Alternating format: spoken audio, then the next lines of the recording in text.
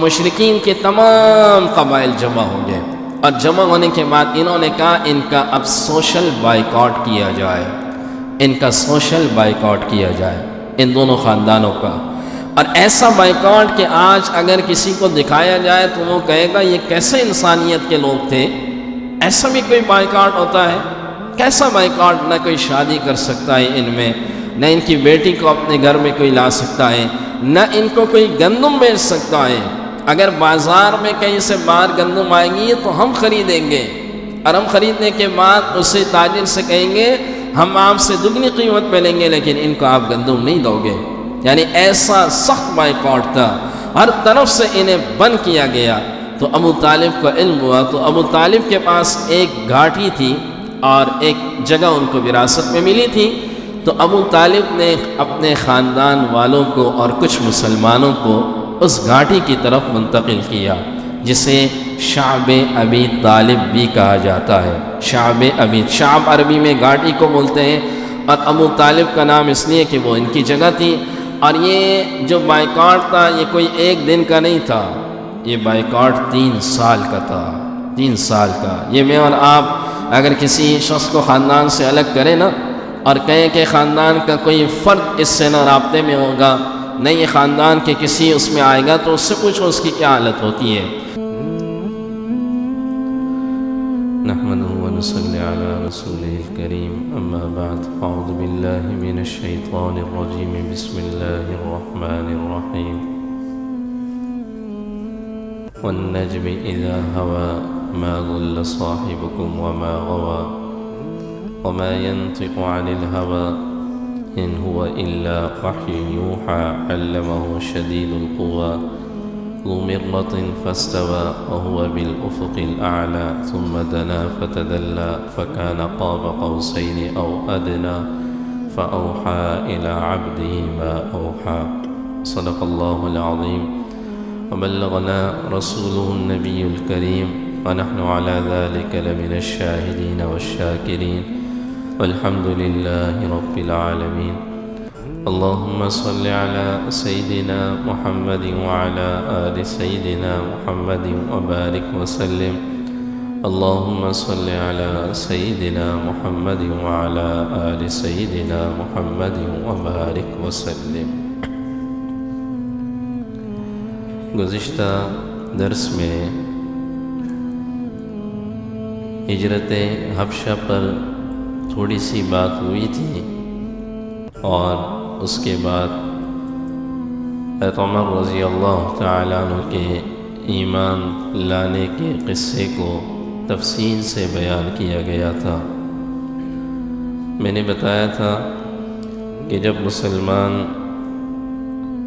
مکہ مکرمہ میں ان پر زمین تنگ کی گئی تو جناب رسول اللہ صلی اللہ علیہ وسلم کے مشاورت سے کچھ صحابہ ہجرت کی انہوں نے حبشہ کی طرف، اور ان چند صحابہ کے میں نے نام بھی بتائے تھے، جس میں مشہور صحابہ عثمان غنی رضی اللہ عنہ، آپ کی اہلیہ، اور جناب رسول اللہ صلی اللہ علیہ وسلم کی صاحبزادی حضرت رقیہ رضی اللہ عنہ، حضرت عثمان ابن مزعون، حضرت جعفر بن ابی طیار، اور ان کی اہلیہ اسماء بنت عمیس، اور ان کا ایک صاحبزادہ عبداللہ بن ابی جعفر رضی اللہ عنہم۔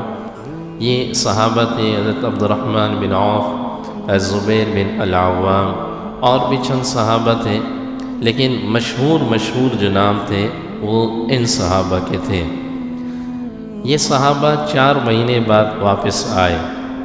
ان کے واپس آنے کی وجوہات مورخین نے 2 لکھی ہے۔ ایک وجہ تو میں نے بتائی تھی کہ یہ لکھی کہ ان کو کسی نے بتایا کہ مکہ میں حضرت عمر اور حضرت حمزہ رضی اللہ عنہما یہ مسلمان ہو چکے ہیں، اور ان کی بہادری اور ان کی شجاعت کے کارنامے مشہور تھے، یہ حضرات اس لیے واپس آئے۔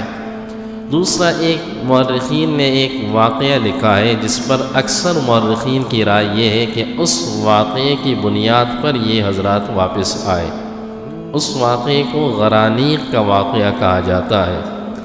یہ واقعہ کچھ اس طرح تھا کہ جناب رسول اللہ صلی اللہ علیہ وسلم بیت اللہ کے پاس سورۃ النجم کی تلاوت کر رہے تھے، اور اس سورت کے اندر ایک خاص لطف ہے۔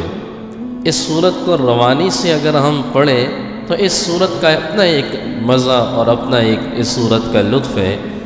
تو مشرکین یہ سورت سن رہے تھے، والنجم اذا ہوا ما ضل صاحبكم وما غوى وما ينطق عن الهوى ان هو الا وحي يوحى علمه شديد القوى ذو مرة فاستوى وهو بالافق الاعلى ثم دنا فتدلى فكان قاب قوسين او ادنى فاوحى الى عبده ما اوحى ما كذب الفؤاد ما راى افتمارونه على ما يرى وَلَقَدْ رَآهُ نَزْلَةً أُخْرَى عِنْدَ سِدْرَةِ الْمُنْتَهَى عِنْدَهَا جَنَّةُ الْمَأْوَى۔ اس سورت کے آخر میں سجدے کی آیت ہے، اور جب حضور علیہ السلام نے وہ آیت پڑھی تو آپ سجدے میں چلے گئے۔ جو مسلمان تھے انہوں نے سنا، وہ بھی سجدے میں چلے گئے۔ اس سورت کے اندر مشرکین اس کو سن کر اتنے اس سورت کے اندر اس کا لطف انہوں نے اٹھایا کہ جب حضور سجدے میں تشریف لے گئے تو سارے مشرکین بھی سجدے میں چلے گئے، سارے مشرکین انہوں نے بھی سجدہ کر دیا۔ جب انہوں نے سجدہ کر دیا اور سجدہ کر کے جب اٹھے تو حیران ہو گئے کہ آج اسی کو ہم نے سجدہ کر دیا جس کا ہم انکار کرتے تھے۔ اور پورے مکہ میں یہ بات پھیل گئی کہ تمام کے تمام مشرکین جو ہے انہوں نے سجدہ کر دیا، اور جن کا انکار کرتے تھے آج ان کے سامنے سجدہ ریز ہو گئے۔ اور کسی نے یہ افواہ اڑائی کہ یہ لوگ سارے کے سارے مشرکین جو ہے یہ مسلمان ہو گئے۔ جب یہ بات پھیلی تو مشرکین تھے تو بڑے ہوشیار اور عربی جاننے والے تھے، تو کہنے لگے، انہوں نے ایک جھوٹ گھڑ لیا، کہنے لگے اس صورت میں ایک آیت آئی تھی، ہم نے اس آیت کو دیکھ کر اسے سجدہ کیا، ہم نے اللہ رب العزت کو نعوذ باللہ سجدہ نہیں کیا۔ اور اپنی طرف سے ایک آیت گھڑ لی، تلک الغرانیق العلا وان شفاعتهن لترجى، کہ یہ غرانیق ان کے ایک بت کا نام تھا کہ غرانیق ایک بلند و پایا درجے کا معبود نعوذ باللہ، اور اس کی شفاعت کی امید کی جائے گی، اس کی شفاعت قبول کی جائے گی، جبکہ یہ صورت میں ہے ہی نہیں۔ یہ پوری جو انہوں نے یہ بات کی، یہ کلمہ پورے صورت میں ہی نہیں ہے۔ تو انہوں نے اپنے آپ کو بہلانے کے لیے اور اپنے آپ کو مطمئن کرنے کے لیے، تسلی دینے کے لیے انہوں نے اس طرح کی بات کی۔ لیکن حقیقت بات یہ تھی کہ اللہ کا کلام ایسا ہے کہ جو اس کلام کو سنتا گیا، سمجھتا گیا، وہ ایمان لاتا گیا۔ اس لیے یہ مشرکین اگر باہر سے قافلہ آتا تھا تو کچھ لوگ انہوں نے مختص کیے تھے، وہ اس نئے قافلے کو پہلے سے روکتے تھے کہ بھائی ان لوگوں کے قریب مت جانا، اور اس شخص کے قریب تو بالکل مت جانا۔ میں آگے واقعہ بتاؤں گا۔ طفیل بن عمر دوسی رضی اللہ تعالیٰ عنہ کا، جسے فضائل اعمال کے اندر شیخ الحدیث رحمہ اللہ نے بھی لکھا کہ جب بھی وہ کوئی اللہ کے کلام کی آیات سنتے تھے تو ظاہر وہ عربی سمجھتے تھے، وہ فوراً کہتے تھے کہ یہ کسی انسان کا کلام نہیں ہو سکتا، واقعی میں یہ اللہ ہی کا کلام ہو سکتا ہے۔ ان کی یہ بات پھیلتے پھیلتے حبشہ تک چلی گئی کہ مشرکین کے جو مکہ کے مشرکین ہیں وہ مسلمان ہو گئے، اور یہ حبشہ کے اندر جو مسلمان تھے انہوں نے ظاہر واپس اپنے ملک کی طرف ہجرت کرنا شروع کر دیا۔ اور جب مکہ کے قریب پہنچے تو انہیں پتہ چلا کہ یہ تو خبر سچی نہیں تھی، تو جن کے جو متعلقین تھے تو متعلقین نے اپنے متعلق سے کہا آپ میری پناہ میں ہو، آپ پریشان نہ ہو۔ کچھ کو کہا آپ میری پناہ میں ہو، آپ پریشان نہ ہو۔ باقی جس کو جو پناہ نہیں دے سکتا تھا وہ پھر واپس حبشہ کی طرف چلے گئے، وہ واپس حبشہ کی طرف چلے گئے۔ یاد رکھیے یہ مشرکین مسلمانوں کی دشمنی میں اتنے آگے ہو چکے تھے کہ انہوں نے آپس میں مشورہ کیا، اور مشورہ کرنے کے اندر یہ بات طے کی کہ اگر یہ حبشہ کی طرف یہ دوبارہ جا چکے ہیں، یہ صحابہ واپس چلے گئے، میں نے بتایا تھا 3 ہجرتیں ہوئی، جس میں 2 حبشہ کی طرف ہوئی اور 1 ہجرت مدینہ منورہ کی طرف ہوئی۔ تو کہنے لگے اگر انہوں نے وہاں پر یہ قرآن پڑھنا شروع کر دیا تو وہاں پر تو یہ لوگ ان کے دیوانے ہو جائیں گے۔ اور یاد رکھیے جو حبشہ کی حکومت تھی اس وقت، تو ایشیا پر بھی کچھ حکومت حبشہ کی تھی۔ جو ابرہہ تھا، یہ جو ابرہہ جس نے بیت اللہ پہ چڑھائی کا ارادہ کیا اور پھر اللہ کا عذاب آیا، یمن کے اندر جس کی حکومت تھی، یہ یمن کی حکومت بھی نجاشی بادشاہ کے نیچے تھی۔ تو اس کا مطلب یہ ہے کہ ایسا وقت بھی گزرا ہے کہ ہمارے ایشیا پر افریقہ کے لوگوں نے حکومت کی ہے، ایسا وقت بھی گزرا ہے۔ اور یہ جو نجاشی بادشاہ تھا، جو حبشہ کا حکمران تھا، یہ عیسائی تھا، یہ عیسائی تھا۔ ان مشرکین نے آپس میں طے کیا کہ 2 ماہر لوگوں کو بھیجو اس نجاشی کے پاس اور اسے اس بات پر آمادہ کرو کہ یہ ہمارے لوگ ہیں، انہیں ہماری طرف بھیج دو، ہم ان کے ساتھ دیکھیں گے، تم ان لوگوں کو پناہ مت دو۔ اور آپس میں یہ طے کیا کہ جانے سے پہلے قیمتی تحفے یہاں سے لے کر جاؤ اور بادشاہ کے دربار میں وہ قیمتی تحفے پیش کرو، تاکہ وہ بادشاہ اور ان کے جو درباری ہیں وہ قیمتی تحفوں کو دیکھ کر وہ درباری آپ لوگوں کا ساتھ دے۔ تو انہوں نے 2 لوگوں کا انتخاب کیا۔ حضرت عمرو بن عاص رضی اللہ عنہ پہلا انتخاب ان کا کیا۔ اس وقت مسلمان نہیں تھے، یہ مصر کے فاتح بنے بعد میں جب یہ مسلمان ہوئے۔ حضور نے ایک دن فرمایا کہ تم میں سے جو بہترین زمانے جاہلیت میں تھا وہ اسلام کے اندر بھی بہترین بنو، اور یہی لوگ کہ جو زمانے جاہلیت میں بہترین تھے، یہ انہوں نے پھر اسلام کے لیے بہت کام کیا۔ حضرت عمرو بن عاص رضی اللہ تعالیٰ عنہ، حضرت معاویہ رضی اللہ تعالیٰ عنہ کے قریبی دوست تھے۔ اور دوسرے نمبر پر جو نام آتا ہے عبداللہ بن ابی ربیعہ، یہ بھی بعد میں مسلمان ہوئے، یہ بھی اس وقت تک مسلمان نہیں تھے۔ ان دونوں کا انتخاب کیوں کیا کہ یہ اس زمانے میں بھی ظاہر ہے جیسے آج کی سفارتکاری کے اندر دیکھا جاتا ہے کہ وزیر خارجہ اسے بناؤ کہ جو کچھ سمجھ بوجھ رکھتا ہو اور بادشاہوں کے سامنے بات کرنے کی صلاحیت رکھتا ہو۔ یہ دونوں حضرات ان چیزوں میں بڑے ماہر تھے، اور اس میں سے پھر زیادہ ماہرات عمرو بن عاص، یہ بہت ماہر تھے اس کام میں اور سفارتکاری کے کام کو بہت جانتے تھے۔ یہ دونوں حضرات قیمتی تحائف لے کر حبشہ کی طرف روانہ ہوئے۔ یہ حبشہ پہنچے اور انہوں نے، جیسے عمومی طور پر ہوتا ہے کہ بادشاہ سے ملنے سے پہلے نیچے والے طبقے کو مطمئن کیا جاتا ہے، تو انہوں نے نیچے والے وزراء کو تحفے پیش کیے اور انہیں پہلے سے سمجھایا کہ جب بادشاہ کا دربار لگے گا تو تم لوگوں نے ہمارے حق میں بات کرنی ہے تاکہ بادشاہ مان جائے، اور ان سب کو تحفے پیش کیے۔ اور تحفے پیش کرنے کے بعد اگلے دن یہ بادشاہ کے دربار میں پیش ہوئے اور نجاشی سے انہوں نے کہا کہ ہمارے شہر سے کچھ ایسے لوگ آپ کے اس ملک میں آئے ہوئے ہیں کہ جن کو آپ لوگوں نے پناہ دی ہے، اور وہ ایسے لوگ ہیں کہ جو نہ تو آپ کے دین کو ماننے کو تیار ہے نہ ہمارے دین کو ماننے کو تیار ہے، اور ان کا اپنا کوئی الگ سا دین ہے۔ بادشاہ کو ابھی یہ مطمئن کرنے لگے، بادشاہ کو ان کے خلاف کرنے لگے۔ تو بادشاہ نے کہا اچھا، تو بادشاہ نے کہا ایسا ہے کہ میں فوری طور پر فیصلہ نہیں کروں گا جب تک کہ میں اس دوسرے فریق مسلمانوں کی بات نہ سن لوں۔ تو بادشاہ بڑا سمجھدار تھا اور اس نے پیغام بھیجا کہ مسلمانوں کی فریق میں کچھ لوگ آ جائیں اور مجھے ان کی باتوں کا جواب دے دے۔ مسلمانوں نے آپس میں مشورہ کیا تو جعفر بن ابی طیار رضی اللہ عنہ اور صحابہ اس بات پر متفق ہوئے کہ ہم جو بھی سچ بات ہوگی ہم بادشاہ کے سامنے کریں گے، کوئی غلط بات نہیں کریں گے، کوئی جھوٹی بات نہیں کریں گے، جو سچی بات ہے وہ ہم بادشاہ کے سامنے رکھ دیں گے، اور بادشاہ نے مانا تو ٹھیک ہے، نہیں تو نہیں مانا تو ہم یہاں سے چلے جائیں گے۔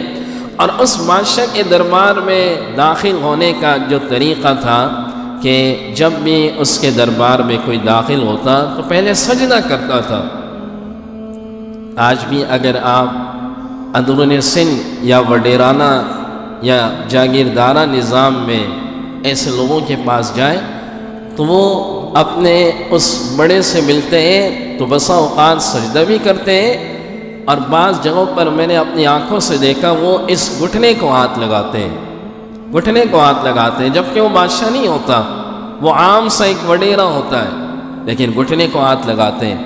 مجھے بھی کئی جگہوں پر ایسا جانا ہوا بیان وغیرہ کے لیے، تو مجھے بڑا افسوس بھی ہوا کہ بسا اوقات کچھ ایسے لوگ جو دیندار بھی ہیں وہ بھی اس طرح کا عمل کر رہے ہیں، اللہ تعالیٰ حفاظت فرمائے۔ تو جب جعفر بن ابی طیار رضی اللہ عنہ داخل ہوئے تو ظاہر ہے انہوں نے تو سجدہ نہیں کیا، تو بادشاہ نے پہلا ہی سوال کیا، میرے دربار کی گستاخی تم نے کیسے کی، میرے سامنے سجدہ کیوں نہیں کیا؟ تو جعفر بن ابی طیار رضی اللہ عنہ نے فرمایا کہ ہمیں اسی نبی نے ہمیں روکا ہے کہ سجدہ نہ کسی بت کے سامنے کیا جائے نہ کسی انسان کے سامنے کیا جائے، اگر سجدہ کرنا ہے تو وہ صرف ایک خالق حقیقی اللہ کے سامنے ہی ہوگا، اللہ کے علاوہ کسی دوسرے مخلوق کے سامنے سجدہ کرنا روا نہیں ہے۔ اس بادشاہ نے پھر جعفر بن ابی طیار رضی اللہ تعالیٰ عنہ سے کچھ سوالات کیے، تو جعفر بن ابی طیار رضی اللہ تعالیٰ عنہ نے اللہ نے ان کو ایسا ملکہ دیا تھا، ایسی باتیں کی کہ بادشاہ کے دل میں وہ باتیں کر گئی، اور انہوں نے کہا وہ نبی کیا کہتا ہے، تم ہمیں ذرا بتاؤ وہ نبی کیا کہتا ہے؟ تو جعفر بن ابی طیار رضی اللہ تعالیٰ عنہ نے فرمایا بات یہ ہے کہ جس نبی کو اللہ نے ہمارے درمیان بھیجا ہے وہ حسب میں بھی اعلیٰ ہے، وہ نسب میں بھی اعلیٰ ہے، شرافت میں بھی اعلیٰ ہے، خاندان میں بھی اعلیٰ ہے، اور آج تک ہم نے بچپن سے ان کو صادق اور امین دیکھا ہے، آج تک ہم نے کوئی ایسی بات ان کے اندر نہیں دیکھی۔ آج سے پہلے، اسلام سے پہلے ہم جو کیا کرتے تھے، ہم بتوں کی عبادت کیا کرتے تھے، ہم پڑوسیوں کے ساتھ برا سلوک کیا کرتے تھے، ہم کمزور کو دیکھ کر اس پر حاوی ہونے کی کوشش کرتے تھے اور کمزوروں کو اور دبایا کرتے تھے، ہم اپنی بچیوں کو زندہ دفن کیا کرتے تھے، اس نے اپنی ساری باتیں کی، ہم چھوٹی چھوٹی باتوں پہ لڑا کرتے تھے، یہ آج سے پہلے تھا۔ لیکن وہ نبی جب آیا، اس نبی نے ہمیں سکھلایا، اس نبی نے ہمیں محبت سکھائی کہ جب آپس میں ملو تو ملاقات میں پہلا یہ جملہ کہو السلام علیکم ورحمۃ اللہ وبرکاتہ۔ ملاقات میں ہی خوبصورت جملہ اس نبی نے سکھایا، اور اس نبی نے کہا یہی جملہ کل قیامت کے دن جنت میں اللہ تم سب جنتیوں سے کہے گا۔ اس نبی نے کہا پڑوسیوں کا خیال رکھو، اس نبی نے کہا کہ کمزوروں کی مدد کیا کرو۔ یہ ساری باتیں جعفر بن ابی طیار رضی اللہ تعالیٰ عنہ نے اس بادشاہ کو بتائی۔ جب اس بادشاہ کو بتائی، اور اس میں یہ بھی کہا کہ اس نبی نے ہمیں یتیم کا مال کھانے سے منع کیا، اور اس کے بعد جعفر رضی اللہ تعالیٰ عنہ سے بادشاہ نے سوال کیا اس نبی کے ماننے والے غریب زیادہ ہے یا امیر ہے؟ تو ظاہر ہے شروع میں جو اسلام لانے والے تھے وہ سارے غریب تھے، اللہ ماشاءاللہ سارے ہی غریب تھے، کچھ غلام تھے۔ تو جعفر رضی اللہ تعالیٰ عنہ نے فرمایا تقریباً غربا اور فقراء ہے، کہنے لگے یہ بھی ایک سچ ہونے کی دلیل ہوتی ہے کہ نبی پر ایمان لانے والا شروع میں طبقہ غریب ہوتا ہے، اور چونکہ اس وقت شروع کی سورہ مریم کی آیات نازل ہو چکی تھی، اور یہ چونکہ خود عیسائی تھے یہ بادشاہ، تو جعفر رضی اللہ تعالیٰ عنہ نے موقع کو غنیمت سمجھا اور سورہ مریم کی تلاوت شروع کر دی، اور ایسی تلاوت کی کہ وہ بادشاہ رو پڑا، اور وہ درباری جو ان کے مخالف تھے قیمتی تحائف لے کر وہ بھی رو پڑے۔ سارا اس دربار کا منظر اس وقت کا عجیب ہوا، اور بادشاہ نے اس وقت ان دونوں حضرات سے کہا کہ میں چونکہ ان لوگوں کو امان دے چکا ہوں، اور بادشاہ نے کہا کہ یہ جو ابھی انہوں نے آیتیں پڑھی قسم بخدا یہی وہ آیتیں ہیں جو عیسیٰ علیہ السلام کے متعلق ہے، اور جو کچھ تم نے کہا یہ تمام کے تمام باتیں بالکل سچی ہیں، لہٰذا میں ان لوگوں کو تمہارے حوالے نہیں کر سکتا، اور جو کلام تم نے پڑھا اسی طرح کا کلام جو ہے وہ عیسیٰ علیہ السلام جو ہے وہ لے کر آئے تھے، اور انہیں کہا تم یہاں سے چلے جاؤ۔ یہ دونوں حضرات باہر نکلے، عمر بن عاص، عبداللہ بن ابی ربیعہ۔ تو عمر بن عاص اتنی جلدی ہار ماننے والے نہیں تھے، انہوں نے اپنے دوست سے کہا کہ کل دیکھنا کل میں کیا کرتا ہوں، ابھی ہم جائیں گے نہیں، کل ابھی ایک اور داؤ میرے پاس باقی ہے، اور کل یہ بادشاہ کو میں ان کے مخالف کر دوں گا، آج تو یہ جیت گئے، کل دیکھنا کل میں کیا کرتا ہوں۔ تو اگلے دن بادشاہ کے دربار میں واپس آیا اور کہنے لگا کہ ان لوگوں کا عقیدہ تمہارے نبی عیسیٰ ابن مریم کے متعلق وہ نہیں ہے جو تم کہتے ہو۔ ظاہر عیسائیوں کا تو عقیدہ یہ ہے کہ عیسیٰ علیہ السلام کو سولی پہ چڑھا دیا ہے، اسی لیے آپ نے ان کے چرچوں میں دیکھا ہوگا کہ وہ صلیب کا نشان ہوتا ہے، ان کا تو عقیدہ یہ ہے۔ اور ہمارا عقیدہ، اللہ نے کیا کہا قرآن میں، وَمَا قَتَلُوهُ وَمَا صَلَبُوهُ وَلَكِنْ شُبِّهَ لَهُمْ، ان کو نہ قتل کیا گیا نہ ان کو سولی پہ چڑھا دیا گیا، اللہ نے اسی بندے کو جو قتل کرنے آیا تھا اس کی شکل عیسیٰ ابن مریم کی جیسی بنا دی، اور ان لوگوں نے اسی شخص کو قتل کیا، اور اللہ نے کہا کہ میں نے ان کو آسمانوں پر اٹھا لیا، آسمانوں پر اٹھا لیا۔ تو کہنے لگے کہ تمہارا یہ مت سمجھو کہ ان لوگوں کا تمہارے نبی کے متعلق وہ عقیدہ ہے۔ ظاہر بادشاہ کو غصہ آیا اس بات پر کہ یہ تو ہمارے نبی کے متعلق وہ عقیدہ نہیں رکھتے کہ جو ہم عقیدہ رکھتے ہیں۔ تو انہوں نے کہا دوبارہ مسلمانوں کو بلاؤ۔ اب جب دوبارہ یہ خبر دی، جعفر بن ابی طیار رضی اللہ تعالیٰ عنہ نے پھر جمع کیا، اور ساتھی اس بات پر دوبارہ آمادہ ہوئے کہ جو بات کریں گے سچ کریں گے، سچ کے سوا ہم کوئی اور بات نہیں کریں گے، اور بات کرنے کے لیے انہی کو منتخب کیا کہ آپ بات کریں گے۔ تو جعفر رضی اللہ تعالیٰ عنہ دوبارہ آئے، اور دوبارہ آنے کے بعد بادشاہ نے جعفر رضی اللہ تعالیٰ عنہ سے یہ سوال کیا کہ کیا تم لوگوں کا عقیدہ وہ عقیدہ ہے کہ جو عقیدہ ہمارا ہے عیسیٰ ابن مریم کے متعلق، یا وہ عقیدہ ہے کہ جو عقیدہ تمہارا دوسرا ہے؟ تو جعفر رضی اللہ تعالیٰ عنہ نے فرمایا کہ ہمیں ہمارے نبی نے عیسیٰ ابن مریم کے متعلق یہ کہا کہ وہ روح اللہ ہے اور کلمت اللہ ہے۔ روح اللہ کا مطلب یہ اللہ نے ان کے اندر ان کی والدہ کے پیٹ میں روح ڈالی، ظاہر ہے ان کا کوئی والد نہیں ہے تو اس لیے ان کو روح اللہ کہا جاتا ہے۔ کلمت اللہ یہ اللہ کی ایک نشانی تھی، ایک کلمت اللہ کا، تو کہا وہ روح اللہ ہے، وہ کلمت اللہ ہے۔ ہمارے نبی نے عیسیٰ ابن مریم کے متعلق جو ہے وہ ہمیں یہ بات سمجھائی ہے، اور عیسیٰ ابن مریم کے متعلق اور بھی باتیں کی۔ تو بادشاہ کے اس طرف درباری بیٹھتے تھے اور اس طرف بادشاہ کے جو ہے وہ پادری ان کے بیٹھتے تھے۔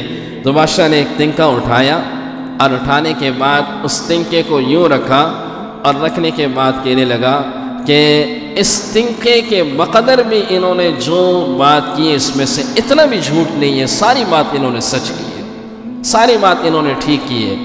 تو جو درباری ان کے کچھ جو پادری تھے تو وہ اس طرح کھنکارنے لگے، اور اپنے دل ہی دل میں کہنے لگے کہ بادشاہ کو کیا ہو گیا، بادشاہ کو کیا ہو گیا۔ اس سے یہ معلوم ہوتا ہے کہ اس بادشاہ کے دل میں اسلام کی حقانیت آ چکی تھی، اسلام کی حقانیت آ چکی تھی۔ یہ کیا کہہ رہا ہے؟ تو انہوں نے کہا اگر آپ ابھی بھی میری بات کو نہیں مانتے ہو تو نہ مانو، لیکن حقیقت یہ ہے کہ اس تنکے کے بقدر بھی انہوں نے غلط نہیں کہا، جو باتیں انہوں نے کی بالکل سچ کی اور حق باتیں انہوں نے کی ہے۔ تو جعفر رضی اللہ تعالیٰ عنہ نے بادشاہ سے کہا بادشاہ سلامت مجھے اجازت دیجئے، میں ان دونوں بندوں سے 3 سوالات کرنا چاہتا ہوں۔ تو بادشاہ نے کہا اجازت ہے۔ کہا کہ ان سے میں پہلا سوال یہ کرنا چاہتا ہوں کہ کیا ہم میں سے کوئی بندہ کسی کا بھاگا ہوا غلام ہے؟ تو عمر بن عاص نے کہا نہیں، کوئی بھی بھاگا ہوا غلام نہیں ہے۔ کہا دوسرا سوال کرنا چاہتا ہوں کیا ہم میں سے کسی نے کسی کا قتل کیا اور بھاگ کے یہاں پر آیا ہے؟ کہا کہ لا، کسی کا قتل نہیں کیا۔ کہا تیسرا سوال کرنا چاہتا ہوں کیا ہم میں سے کسی نے کسی کا مال ضبط کیا یا مال کھا لیا اور مال کھا کے یہاں پر بھاگا ہے؟ تو عمر بن عاص نے کہا نہیں۔ کہا جب یہ 3 باتیں نہیں ہیں، نہ کسی کا غلام بھاگا ہوا ہے، نہ ہم میں سے کسی نے قتل کیا ہے، نہ ہم میں سے کسی نے کسی کا مال کھایا ہے، تو پھر کیوں آئے ہمارے پیچھے؟ پھر ہمیں لینے کے لیے کیوں آئے؟ اور کس بات کا جواز بنتا ہے کہ تم ہمیں لے کے یہاں سے جاؤ؟ کس بات کا جواز بنتا ہے؟ تو بادشاہ کو ان کی یہ باتیں جعفر رضی اللہ تعالیٰ عنہ کی بڑی اچھی لگی، اور بادشاہ نے اس وقت بھی یہ جملہ کہا کہ یہ جو تحفے لے کر آئے ہیں ان کو ان کے تحفے واپس کر دو۔ اس بادشاہ کی حکومت کچھ عرصہ پہلے ختم بھی ہو چکی تھی اور اللہ نے ان کو دوبارہ حکومت دی تھی، تو کہنے لگا کہ اللہ نے مجھے جیسی میری ریاست بغیر رشوت کے مجھے اللہ نے دی ہے، تو آج اگر میں ان سے رشوت لوں گا تو لوگ کیا کہیں گے؟ لہٰذا ان کو ان کے تمام تحفے واپس کیے جائے اور ان سے کہا جائے کہ دوبارہ یہاں آنے کی زحمت نہ کریں، میں ان لوگوں کو امان دے چکا ہوں اور ان لوگوں کو امان دے کر ہی میں انہیں یہی رکھوں گا، اور کوئی بھی یہاں پر جو ہے وہ انہیں یہاں سے نہیں لے جا سکتا کیونکہ میں انہیں امان دے چکا ہوں۔ تو اس زمانے کے دوسرے بادشاہ جو اس وقت تک مسلمان بھی نہیں تھے لیکن مسلمانوں کو امان دیا کرتے تھے، اور آج کی ہماری حکومت اور ہمارے لوگ اپنے ہی لوگوں کو اٹھا کر باہر دیا کرتی ہے۔ اللہ ہماری حفاظت فرمائے، ایسے حکمرانوں سے ہماری حفاظت فرمائے۔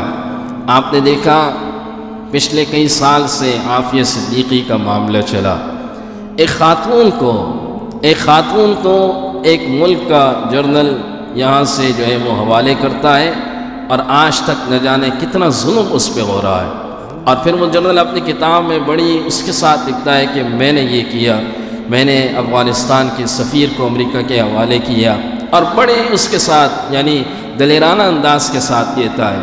یہ آج کے مسلمانوں کا حال ہے۔ اس زمانے کے لوگوں کا کیا حال تھا کہ باہر سے کوئی آیا، امان دے دی تو امان دے دی، اب اسے کوئی ہاتھ نہیں لگا سکتا، انہیں ہم نے امان دی ہے اور آپ اپنے ہی لوگوں کو باہر حوالے کر رہے ہیں۔ یہ ضمیر فروش لوگ بن چکے ہیں، ہمارے لوگ کیا ہیں؟ ضمیر فروش لوگ بن چکے ہیں۔ اللہ ایسے حکمرانوں کو ہدایت عطا فرمائے۔ تو یہ جو نجاشی تھا، اس نجاشی نے جو ہے وہ مسلمانوں کا ساتھ دیا، اس کا اصل نام اسحمہ تھا، اور یاد رکھیے جناب رسول اللہ صلی اللہ علیہ وسلم مدینہ منورہ میں تھے، تو اس نے مزید سہولیات کا بھی اعلان کیا کہ مسلمانوں کو اب اور سہولیات دی جائے، تو اس کا انتقال ہو گیا، اور حضور کو جبرائیل علیہ السلام نے اطلاع دی کہ نجاشی کا انتقال ہو گیا، تو آپ نے اپنے تمام اصحاب کو جمع کیا، اور جمع کرنے کے بعد اس کی غائبانہ نماز جنازہ پڑھی۔ آپ کی پوری زندگی میں ایک غائبانہ جنازہ جس کا ثبوت ملتا ہے اور جس کو دیکھ کر کچھ حضرات غائبانہ نماز جنازہ کو جائز قرار دیتے ہیں، وہ یہ نجاشی بادشاہ کی نماز جنازہ تھی۔ وغیرہ اس کے علاوہ کتنے صحابہ شہید ہوئے، کتنوں کو آپ نے باہر بھیجا، مختلف غزوات میں مختلف جگہوں پر، اور کئی دھوکے سے بھی شہید کیا گیا، لیکن آپ نے کسی اور کی نماز جنازہ نہیں پڑھی۔ ہمارا یہ یعنی احناف کے نزدیک اور اکثر فقہا کے نزدیک غائبانہ نماز جنازہ جائز نہیں ہوتی، اور اس واقعے کے متعلق امام ابو حنیفہ رحمہ اللہ اور علماء کا یہ خیال ہے کہ اللہ نے جو نجاشی تھا اس کی میت کو جناب نبی کریم صلی اللہ علیہ وسلم کے آگے رکھ دیا تھا، اور یہ حضور کا معجزہ تھا۔ یہ کیا تھا؟ حضور کا معجزہ تھا، اللہ نے ان کی میت کو آپ کے سامنے رکھ دیا تھا، یہ حضور کا معجزہ تھا، اور اللہ کے نبی صلی اللہ علیہ وسلم نے اس وقت ان کی نماز جنازہ پڑھائی۔ یہی ایک ثبوت ملتا ہے، باقی پوری آپ کی زندگی میں، صحابہ کی زندگی میں، تابعین کی زندگی میں کئی غائبانہ نماز جنازہ کا کوئی ثبوت نہیں ملتا۔ تو نجاشی نے اس کے بعد مزید سہولیات کا اعلان کیا۔ یہ ایک ہجرت ہوئی جو مسلمانوں کی حبشہ کی طرف ہوئی، اور میں نے بتایا کہ یہ حضرات ناکام لوٹ کر واپس آئے۔ جب یہ واپس آئے تو اب ان کی نفرت اور ان کا غصہ بڑھتا گیا، ظاہر وہاں سے ناکامی ہوئی، اور ابو طالب کو ایک خدشہ ہوا کہ اب یہ لوگ مل کر کہیں میرے بھتیجے کو جو ہے وہ قتل نہ کر دے، نعوذ باللہ، یعنی اللہ کے نبی صلی اللہ علیہ وسلم پر خدشہ ہوا۔ تو آپ نے دو خاندانوں کو جمع کیا، بنو مطلب اور بنو ہاشم، اور جمع کرنے کے بعد ان سے کہا کہ ٹھیک ہے ہم ان کے دین کو تو نہیں مانتے، لیکن ایسا نہ ہو کہ اگر کل کلا کو یہ سارے لوگ مل کر انہوں نے حملہ کر دیا اور ان کو قتل کر دیا اور ہم ان کا بدلہ لینے میں ناکام ہوئے تو ساری زندگی ہم پر یہ داغ لگ جائے گا۔ یہ ایک بہت بڑا، ظاہر وہ قبائلی لوگ تھے اور ان چیزوں کو اپنے لیے بہت بڑا عار سمجھتے تھے کہ اپنے بھتیجے کے جو ہے وہ قتل کا انہوں نے بدلہ نہیں لیا، اور ساری زندگی جو ہے وہ یہ ایک داغ لگے گا، یہ کیسا خاندان ہے۔ اور ہم بڑے معزز لوگ تھے اور ہم بڑے معزز لوگ ہیں، تو کیا کیا جائے؟ تو انہوں نے آپس میں طے کیا کہ اگر یہ اس قسم کی کوئی حرکت کریں گے تو ہم سب مل کر، ہم دو خاندان مل کر ان کا مقابلہ کریں گے اور ان کو ایسی حرکت کرنے نہیں دیں گے۔ لیکن اس میں سے ابو لہب کھڑا ہوا اور کہنے لگا میں تمہارے ساتھ اس معاہدے میں شامل نہیں ہوں، تم جانو تمہارا یہ معاہدہ جانے، میں اس معاہدے کے اندر نہیں آؤں گا۔ اور ابو لہب کی بدبختی تھی، وہ اس معاہدے میں شامل نہ ہوا۔ باقی ان میں سے اکثر مسلمان نہیں تھے، لیکن خاندان کی بنیاد پر یہ ایک ہوئے، اور یہاں سے جب مشرکین کو علم ہوا کہ انہوں نے آپس میں یہ طے کر لیا ہے کہ ہم ان کا ساتھ دیں گے اور ان کی پشت پہ ہم کھڑے ہیں، تو مشرکین کے تمام قبائل جمع ہو گئے، اور جمع ہونے کے بعد انہوں نے کہا ان کا اب سوشل بائیکاٹ کیا جائے، ان کا سوشل بائیکاٹ کیا جائے، ان دونوں خاندانوں کا۔ اور ایسا بائیکاٹ کہ آج اگر کسی کو دکھایا جائے تو وہ کہے گا یہ کیسے انسانیت کے لوگ تھے، ایسا بھی کوئی بائیکاٹ ہوتا ہے؟ کیسا بائیکاٹ؟ نہ کوئی شادی کر سکتا ہے ان میں، نہ ان کی بیٹی کو اپنے گھر میں کوئی لا سکتا ہے، نہ ان کو کوئی گندم بیچ سکتا ہے۔ اگر بازار میں کہیں سے باہر گندم آئے گی تو ہم خریدیں گے، اور ہم خریدنے کے بعد اسے تاجر سے کہیں گے ہم آپ سے دگنی قیمت پہ لیں گے، لیکن ان کو آپ گندم نہیں دو گے۔ یعنی ایسا سخت بائیکاٹ تھا، ہر طرف سے انہیں بند کیا گیا۔ تو ابو طالب کو علم ہوا، تو ابو طالب کے پاس ایک گھاٹی تھی اور ایک جگہ ان کو وراثت میں ملی تھی، تو ابو طالب نے اپنے خاندان والوں کو اور کچھ مسلمانوں کو اس گھاٹی کی طرف منتقل کیا، جسے شعب ابی طالب بھی کہا جاتا ہے۔ شعب ابی، شعب عربی میں گھاٹی کو بولتے ہیں، اور ابو طالب کا نام اس لیے کہ وہ ان کی جگہ تھی۔ اور یہ جو بائیکاٹ تھا یہ کوئی ایک دن کا نہیں تھا، یہ بائیکاٹ 3 سال کا تھا، 3 سال کا۔ یہ میں اور آپ اگر کسی شخص کو خاندان سے الگ کریں نا، اور کہیں کہ خاندان کا کوئی فرد اس سے نہ رابطے میں ہوگا، نہ یہ خاندان کے کسی اس میں آئے گا، تو اس سے پوچھو اس کی کیا حالت ہوتی ہے۔ یہ 3 سال کا بائیکاٹ تھا، اور اس گھاٹی کے اندر صحابہ کہتے ہیں کہ بسا اوقات بچوں کی رونے کی آوازیں باہر تک آتی تھی بھوک کی وجہ سے، اس لیے کہ کھانے کو بہت کم ہوتا تھا۔ ایک صحابی ہے، اس صحابی نے سعد بن ابی وقاص رضی اللہ عنہ کہنے لگے ایک رات مجھے بڑی بھوک لگی ہوئی تھی، تو میں نے رات کو یوں ہاتھ مارا تو میرے ہاتھ میں کوئی گیلی چیز آئی، اور مجھے آج تک نہیں پتا کہ وہ کیا چیز تھی، اور آنکھیں بند تھی اور میں نے منہ میں ڈال دیا۔ ایسا یعنی کہ ان حضرات کا بائیکاٹ کیا گیا۔ اس میں سے ایک اور صحابی فرماتے ہیں کہ بلکہ یہ سعد بن ابی وقاص ہی فرماتے ہیں کہ ایک دن ایسا ہوا کہ میں باہر نکلا، بڑی بھوک لگ رہی تھی، تو میں نے اونٹ کا چمڑا دیکھا، اور اونٹ کے چمڑے کو میں نے صاف کیا اور پانی سے صاف کر کے لے آیا، آگ جلائی، اور اس آگ جلانے کے بعد اسے گرم کیا، پھر اس کے پیسز کیے، اور پیس کرنے کے بعد پھر اس چمڑے کو میں نے کوٹا، اس کا صفوف بنایا، اسے کوٹا، اور کوٹنے کے بعد وہ اچھا خاصا صفوف بنا، تو 3 دن تک پانی کے ساتھ میں یہ صفوف کھاتا رہا۔ آپ اندازہ لگائیے کہ مسلمانوں نے شروع میں کتنی تکلیفیں سہی ہیں۔ ہماری تو کوئی بھی تکلیف نہیں ہے اسلام کے لیے۔ حقیقت بات یہ ہے کہ اسلام کے لیے اگر قربانیاں ہیں تو وہ ان حضرات کی قربانیاں ہیں، ان حضرات کی قربانیاں ہیں۔ اس میں سے ایک شخص کا نام آتا ہے حکیم بن حزام، یہ حضور کے بڑے اچھے دوست تھے، یہ مسلمان نہیں ہوئے تھے۔ حضرت ختیجہ رضی اللہ عنہا کے یہ بھتیجے تھے، حضرت ختیجہ ان کی پھوپھی لگتی تھی۔